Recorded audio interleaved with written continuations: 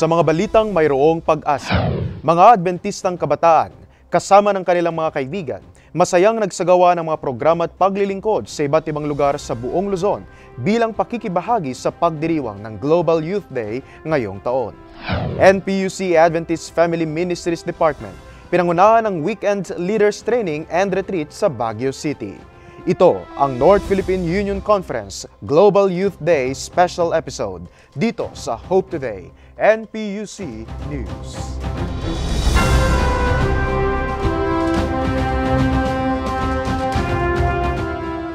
Masayang pagbati sa inyong lahat. Muli kaming nagbabalik upang magatid ng balita at mga pinakabagong updates sa paglilingkod ng mga Seventh-day Adventist sa teritoryo ng North Philippine Union Conference sa Luzon.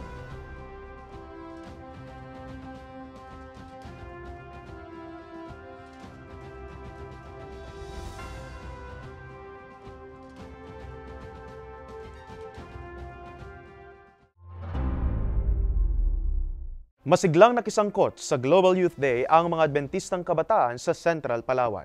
Kaysa sa tema ng GYD ngayong taon na Show Up in the Cities, sila ay nagsagawa ng iba't ibang mga paglilingkod sa lungsod ng Puerto Princesa.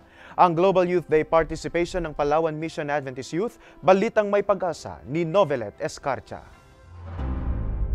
Matagumpay na nakisangkot ang mga kabataan ng Central Palawan sa panukala ng Panginoon na pagdiriwang ng Global Youth Day sa lungsod ng Puerto Princesa. Ang mga kabataan sa mga distrito ng Metro Puerto ay tumugon sa panukala ng Panginoon na bigyan ng espesyal na paglilingkod ang mga tao sa syudad bilang pakikibahagi sa programang Global Youth Day o GYD sa temang Show Up in the Cities. Ang Sabat na ito is special kumpara sa ibang mga Sabado kasi nag-celebrate ang Adventist Youth Organization sa GYD or Global Youth Day.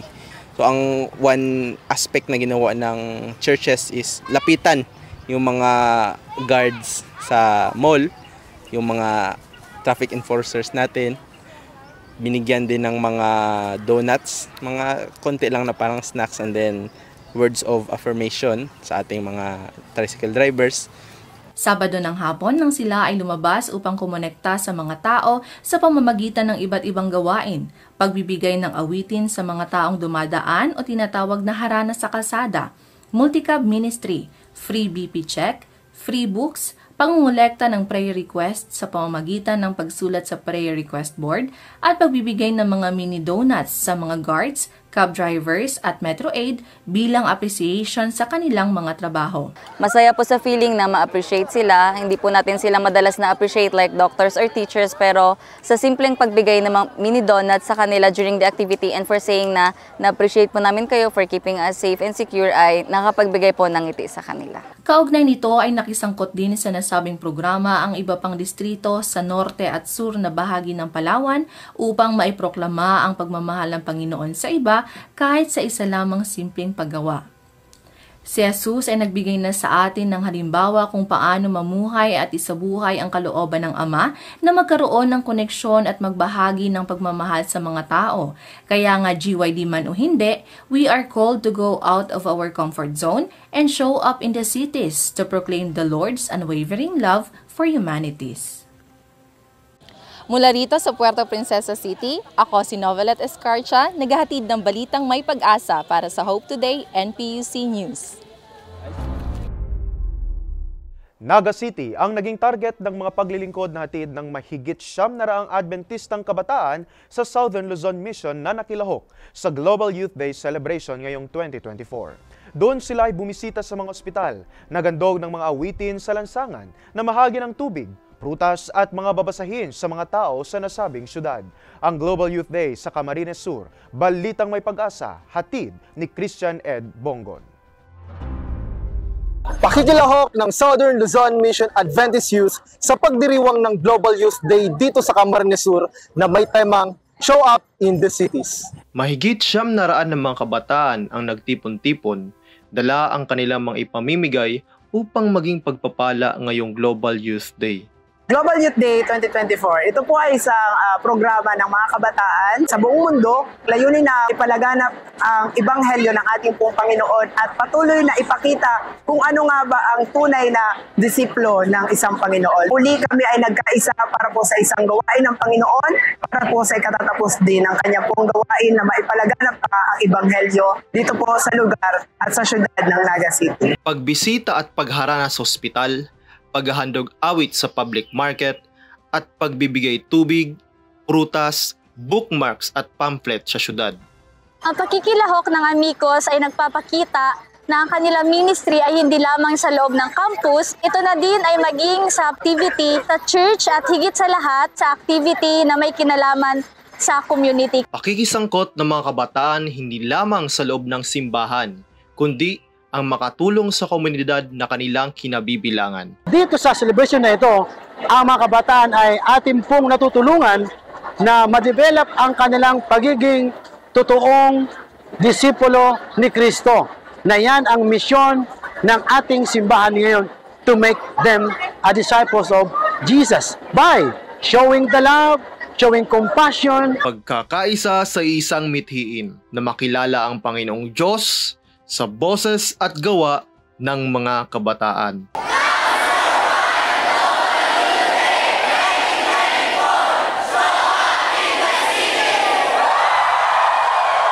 Mula dito sa Naga City, teritoryo ng Southern Luzon Mission, at may layunin makapaghatid ng balitang may dalang pag-asa.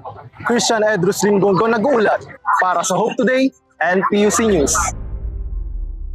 Buong siglang nakibahagi sa 2024 Global Youth Day ang mga Adventistang kabataan mula sa South Central Luzon Conference. Kasama ang kanilang non-Adventist Care Friends, may pagkakaisa nilang pinaglingkuran ang mga syudad ng Biñan, Batangas, Lipa, San Pablo at iba pang matataong lugar sa Laguna at Quezon. Ang kanilang masayang Global Youth Day participation nasa balitang may pag-asa ni Gian Carla Galicia. Nakiisa ang mga kabataan ng South Central Luzon Conference sa malawakang selebrasyon ng Global Youth Day 2024 ngayong ika-16 ng Marso na may temang Show Up in the Cities. Nagkaroon ng kani-kaniyang programa ang bawat distrito kung saan ay binigyang diin ang kahalagahan ng pagpapagamit ng mga kabataan sa banal na gawain, hindi lamang sa remote areas kundi maging sa mga syudad. Every time na aalis sila at lalabas sila papunta sa city, just make sure na meron kang iiwanang footprint, meron kang iiwanang marka sa mga tao at magiging isang pagpapala ka sa kanila. Dahil dito, humayo ang mga kabataan palabas ng simbahan upang mag-alok ng mga serbisyo tulad ng medikal, libreng mga pamphlet at pagkain, at marami pang iba kung saan bawat isa sa kanila ay may personal at natatanging mga karanasan na may babahagi. Sa pagbibigay ng liwanag sa syudad ay napakasaya. Aking nakita ang mga ngiti ng mga taong tumanggap ng pabalita ng Panginoon sa pamamagitan ng babasahin. Masaya po at saka po, although hindi ko naman first time na maging part ng GYD, madami pa rin natututunan, especially tungkol sa kung ano yung needs ng community. As a first timer po maging part ng GYD, yan, for me, sobrang refreshing nitong ganitong activity. Since yun po, as a young adult po, nahirapan na rin po ako, nagkaka-burnout. So, yung alating this weekend po for this kind of activity, so super energizing po, ayun. So, first off po kasi hindi naman ako Adventist. Then, na-invite po ako sumama dito sa GYD. So, it's such an honor po na maging part na inyong activity. And sobrang happy po kasi hindi lang naman po siya simpleng activity. It's like an eye-opener po sa mga taong nabigyan natin ng mga flyers and saka po ng pagkain na makilala pa po nila kung sino po si Jesus. Maraming salamat sa inyo. Taonan man ang selebrasyon ng GYD, ngunit araw-araw ang paglilingkod sa ating kapwa sa iba't ibang paraan at kakayanan nating mga kabataan. Kapag nakakonect lagi sa Diyos, sa ating mga kabataan, na-connect lagi higit sa pag-aaral ng banal na kasulatan, tataas ang porsyento ng ating mga kabataan na ang kanilang paglilingkod ay hindi nakabase sa program, kundi nakabase sa kung papaano ang kanyang pag-respond sa panawagan ng Diyos sa bawat gawain. Ito si Gia Carla Galicia, nag-uulat ng magandang balita para sa Hope Today and PUC News.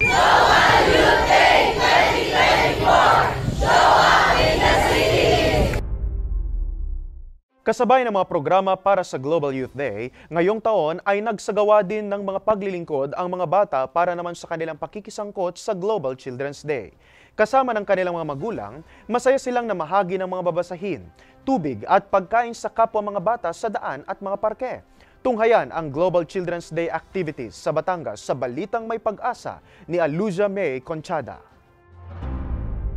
Sa pagpapalaganap ng mensahe ng pag-asa, buong katuwaang lumahok ang mga bata mula sa iba't ibang iglesia ng South Central Luzon Conference kaugnay ang taunang selebrasyon ng Global Children's Day na binigyang liwanag ng temang A Light in the City. Sa pakikilahok sa sabay-sabay na pagdaraos ng pandaigdigang araw ng mga bata. Idinaos ito sa pamamagitan ng pamimigay ng mga babasahing puno ng pag-asa ng kaligtasan, mga pagkain, inumin at iba pa. Kung gaano kaliit ang mga kamay ng mga bata sa pag-abot ng mga babasahin, ay ganoon naman kalaki ang pag-asang kanilang naibahagi sa mga nakakasalubong nila sa komunidad. Ang experience ko po sa pagbibigay ng mga books ay masaya. Kahit po mainit, mabibigay po natin ang mga books at mas kilala po din nila ang Panginoon.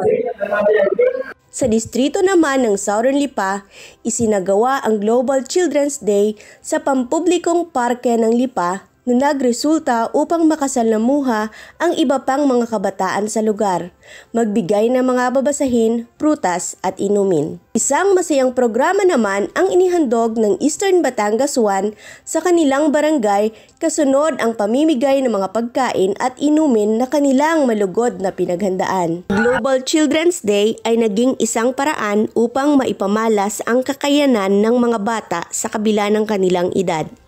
Sa pamamagitan nito ay namumulat ang mga bata sa paglilingkod sa Diyos at sa kapwa sa maagang panahon. Sa ganitong paraan, naihahanda ang mga kabataang ito sa serbisyo sa kanilang pakikipagkapwa at pakikipagkaibigan upang maging ilawan na magdadala ng liwanag sa kanilang mga lungsod. At natutuwa po ako na ang mga bata ay talagang excited at nalaman nila na ang pamimigay, pagbabahagi ng simpleng regalo sa mga tao ay paraan upang maging compassionate and kind to other people. At ito po ay isang ugali na dapat nating taglayin bilang mga Kristiyano. Sinabi ni Jesus, "Hayaan ninyong lumapit sa akin ang mga bata. Huwag ninyo silang pagbawalan sapagkat ang mga katulad nila ang mapapabilang sa kaharian ng langit." Ating ipanalangin ang gawain ng Global Children's Day sapagkat ito ang buhay na patotoo na anuman ang edad o kakayahan, maaari nating ipamahagi ang ilaw ng katotohanan. Layuning maghatid ng balitang may dalang pag-asa. Ako si Aluja May Conchada, nag-uulat para sa Hope Today and PUC News. Pamamahagi ng mga babasahin, prutas at iba pang pagkain ang paglilingkod na masayang ginampanan ng mga Adventistang kabataan sa South Occidental Mindoro 1 District bilang kanilang pakikisangkot sa Global Youth Day ngayong taon. Pero bago iyon ay kanilang sinimulan ang isang linggong pananalangin o Week of Prayer program ang kanilang GYD celebration. Si Leonard Tupal para sa Balitang May Pag-asa. Show up in the cities ang naging tema ng isinagawang Global Youth Day para sa taong ito. Buong puwersa naman ng mga kabataan sa distrito ng South Occidental Mindoro 1 ang nakilahok sa nasabing gawain. Bilang kabahagi ng GYD, nagsagawa ng isang linggong pangangaral sa iba't ibang churches sa distrito ng SOM 1. Ito ay sa pangunguna ng mga kabataan kung saan mas lalo itong nagbigay inspirasyon sa bawat isa at nagtibay ng kanilang pagiging mga kabataan sa kabila ng mga pagsubok sa panahong ito. I've been experiencing na nangihina po. Yung nagawa pong epekto sa akin ng Week of Prayer po is binalik niya po ako. Nagkaroon po ulit ako ng strength. And especially po dun po sa mga kabataan po na kahit kakaunti lang kami, strong po yung band namin and nakatulong po sila sa akin. Bilang culmination sa isinagawang Youth-led Week of Prayer, matagumpay na naisagawa ang Global Youth Day sa distrito noong ika-16 ng Marso taong kasalukuyan. Ang mga kabataan ay namigay ng mga babasahin tungkol sa ating Panginoon sa mga taong kanilang nakasalumuha at ganun din namigay ng prutas kapalit ng sigarilyo upang ipromote ang healthy lifestyle. Nakita ko po yung magandang epekto sa mga kabataan na sila po ay namigay ng mga aklat, mga goods. Nakita ko po, lalo na po sa mga mahiyaing kabataan na sila po ay nagkaroon ng bukas na kaisipan at hindi po sila natakot at humarap sa mga tao upang ipaliwanag at sabihin na ang Diyos ay pag-ibig. At nakita ko rin po sa mga nabigyan na talagang masaya sila at pinupuri ko po ang Panginoon. Tinapos nila ang araw ng Sabat nang sama-sama sa kanilang isinagawang sundown worship sa tabing dagat. Ito ay sa pangunguna ni Pastor Romy James Falena, katuwang ang iba't ibang mga AY leaders ng buong distrito. Masayang ibinahagi naman ng bawat kabataan ang kanilang mga naging karanasan sa kanilang isinagawang aktibidad. Sobrang napakahalaga ng gawain ito ng ating mga kabataan sapagkat sa ganitong uri ng gawain ay ito yung panahon na kung saan ang mga kabataan natin ay nakakapanguna rin. Nangunguna rin sila sa pag-reach out ng mga tao na hindi pa nakakarinig ng pabalita. Kahit ang mga kabataan pala pwedeng maging instrumento sa pagpapakalat ng mensahe. At tunay na kahit saan man tayo nakatira, probinsya man o syudad, ay minamahal tayong lubusan ng ating Panginoon. Layuning maghatid ng balitang mayroong pag-asa, Leonard Tupal nag-uulat para sa Hope Today and PUC News. Naghatid ng mga paglilingkod sa mga pampublikong lugar sa Ilagan City ang mga Adventistang kabataan mula sa Area 3 ng Northeast Luzon Mission. Kasama ang kanilang non-Adventist cared friends, ito ay ang kauna-unahang GYD experience and participation ng nasabing NELM area. Ang kanilang masayang paglilingkod sa siyudad ng Ilagan, balitang may pag-asa, hatid ni Gail Carla Martinez. Sa selebrasyon ng Global Youth Day, ang mga kabataan ng Area 3 sa Northeast Luzon Mission ay pinagpatuloy ang taon-taong tradisyon ng pagbibigay serbisyo sa kanilang komunidad. Ang tema ngayong taon na Show Up in the City ay hinikayat ang mga kabataan na ipalaganap ang tunay na espiritu ng naturang selebrasyon sa pamamagitan ng paggawa ng simpleng kabutihan sa abalang kapaligiran ng lungsod. This is the first time that the Northeast Luzon Mission Area 3 was gathered to conduct the Global Youth Day, and we have gathered and was divided to highlight the different ministries, including the Pathfinder, Senior Youth Leaders, the Ambassador, Prayer Network, Voice of Youth, Amicus, Young Professionals, and Young Adults. Purihin ng Panginoon sapagkat dito sa Northeast Luzon Mission, lalo na dito sa Area 3, ang ating mga kabataan ay nag-outreach na namigay ng mga babasahin, mga tinapay, tubig, mga towel, at higit sa lahat ay naipanalangin ang ating mga kaibigan dito sa Ilagan City. So we praise God for the success of this at maibahagi ang pag-asa na meron tayo. Ito ay nagpapakita na tunay ngang may malaking tungkulin ang mga kabataan. Ang aming team na Master Guide Pathfinder ay nagtungo sa mga tricycle drivers na kung saan naghandog kami ng free BP. At may kabataan na hindi Adventist na sumama sa amin at shinare niya ang kanyang experience sa ating Global Youth Day. Sobrang blessed po kasi first time ko pong maka-experience ng ganito, and disclaimer lang po, hindi po ako Seventh-day Adventist and nagisama lang po ako for experience and ma-utilize ko yung talent or yung talent na binigay sa akin ni Lord.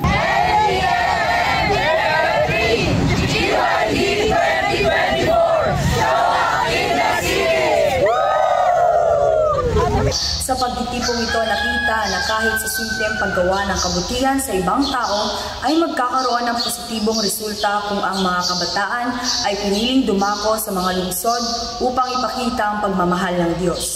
Layuning maghatid ng balitang may pag-asa, Gail Carla S. Martinez, nag-uulat para sa Hope Channel Today and PUC News.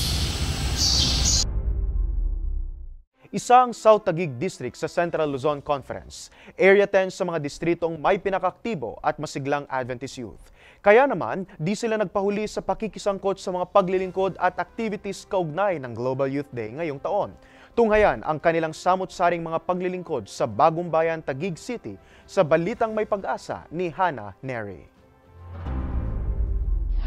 Mga kabataan at kapatiran ng South Taguig District ay aktibong nakiisa ngayong Global Youth Day 2024 na ginanap sa Novelty Bagong Bayan na may temang Show Up in the City.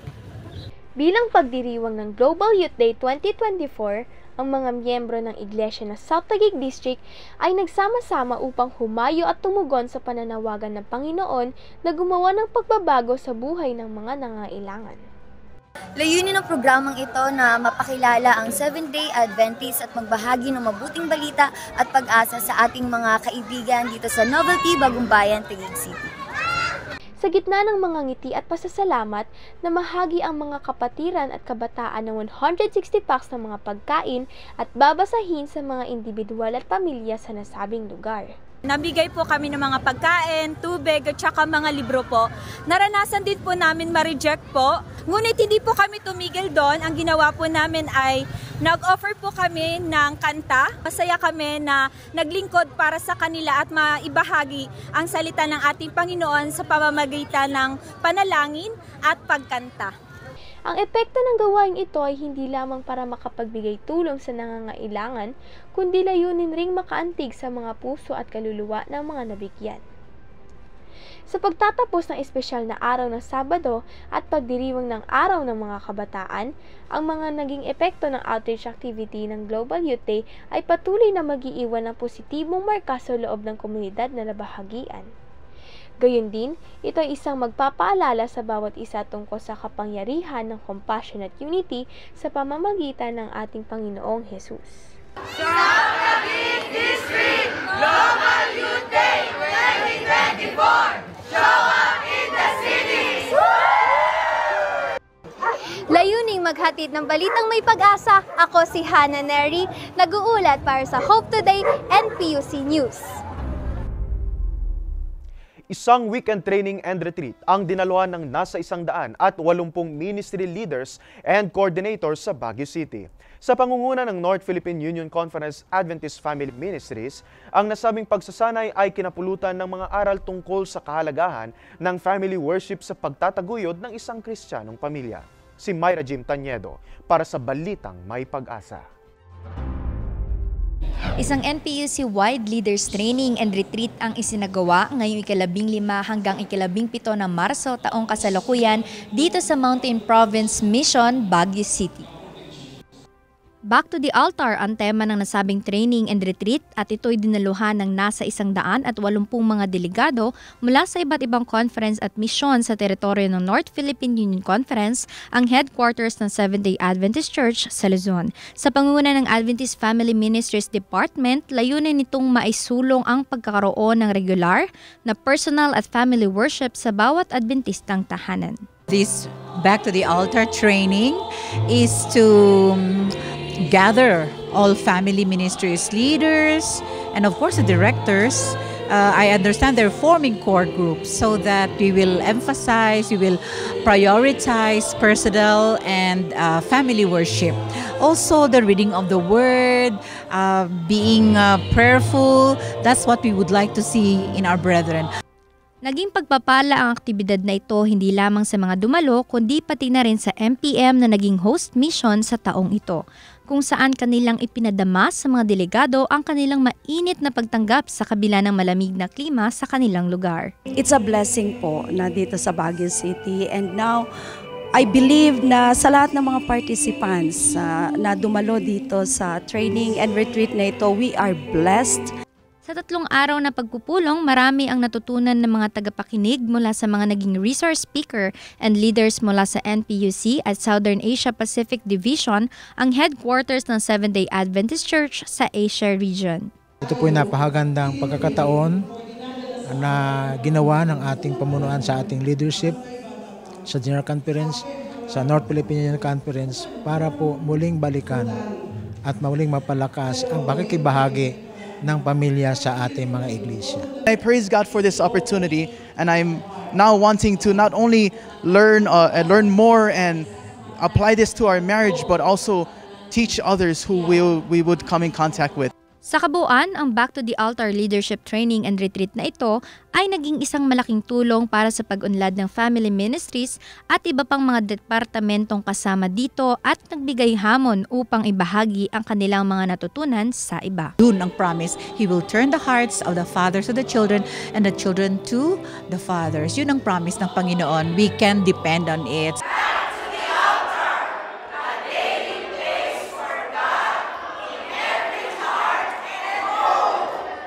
Layunin magatid ng balitang mayroong pag-asa, Mayra Jim Taniedo nag-uulat para sa Hope Today and PUC News.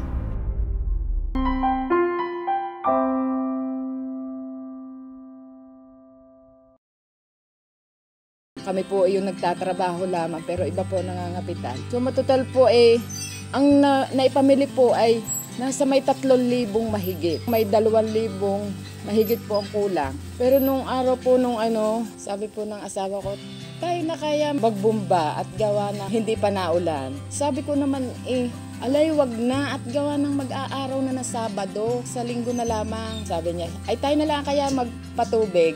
Wag na nga't magsasabado na nga. Ay sabi niya, lagi namang gayon. Sabi ko, oo nga. Basta ikaw makinig na lamang. Ayaw kong nagtatrabaho na Sabado. Hanggang sa nung araw po ng Sabado, ako po hapon nagpunta sa okrahan. Binibisita ko po yung aking okrahan ng hapon. At ako'y nasa kalagitnaan Sabi ko, ay mga okra, ay ako naman bigyan nyo ng maraming bunga at kayo'y aking bibigyan na ng vitamins. At kayo i-sprayan ko pa para kayo gumanda at saka lumago. Pero nung ako po ay mamuti, di ako'y umuwi na po, naglalakad na akong paamin, nag-iisip ako, ilang kaya ang mapuputi ko kinabukasan, dahil araw ng linggo ako puputi. Sabi ko siguro mga 18 ang kilo, ay di medyo malaki-laki na. Araw po ng linggo, ako'y namuti na, madaling araw po kami namumuti. Pero hindi ko po akalain na ang daming bungang ipinagkalob sa akin ng Panginoon. At hindi ko po iniisip na gayong karami. Kaya po ako habang nagbabandil ng okra, ako po ligaya ang aking puso at tuwan-tuwa ako'y nagpapasalamat sa Panginoon at ang ipinagkaloob niya po sa akin. Kung dati nasa 60 kilos lamang po, hindi ko po inisip na ipinagkaloob niya po sa akin yung 100 kilo. Ako po talaga nag-iisip kung gaano kabuti ng Panginoon, kung gaano dininig niya yung aking panalangin na sana naman dumami na ang bunga. Pero napakabuti po ng Panginoon, pinagkaloob niya sa akin. Yung pong aking naging utang sa pinamili po naming mga abono, ay yun po ay nabayaran lahat ng isang putihan. Kaya ako nagpapasalamat sa Panginoon at talagang yun po ipinangiling ko ng araw ng Sabat ang aming pananim. Kaya ako po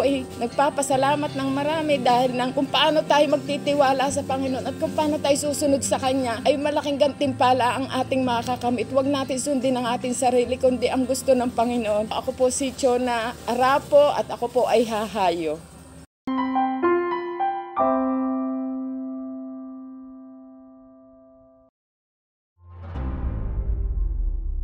Yan muna ang mga balitang aming hatid ngayon. Palaging tumutok sa Hope Channel Philippines para sa mga updates sa ating mga kapatid at kanilang mga paglilingkod sa buong Luzon ngayong taon. Tuloy-tuloy pa rin ang online programs and services dito sa Hope Channel North Philippines at sa lahat ng Adventist Facebook pages na naka-flash ngayon sa inyong screen. Laging subaybayan ang mga programang hatid ng Adventist World Radio sa buong Mega Manila. Pakinggan ang Morning Watch, Voice of Health at Tinig ng Pag-asa sa DWBL at DZRH, Lunes hanggang Linggo sa kanilang mga oras at himpilan. Mapapanood din ang teleradyo ng mga programang iyan sa Facebook pages ng AWR Luzon, North Philippine Union Conference, Central Luzon Conference, Adventist Medical Center Manila at pages ng nasabing radio stations. Sa aming mga kaibigang news contributor, tuloy-tuloy pa rin ang aming pagtanggap ng mga balitang nais ninyong maisama sa ating mga news episode. Ipadala ang mga ito via email sa news@hopechannel.ph o gamitin ang hashtag NPUCNews sa inyong mga social media post. Mula dito sa North Philippine Union Conference, ako si Kyle Lawrence Gandalera at ito ang Hope Today, NPUC News.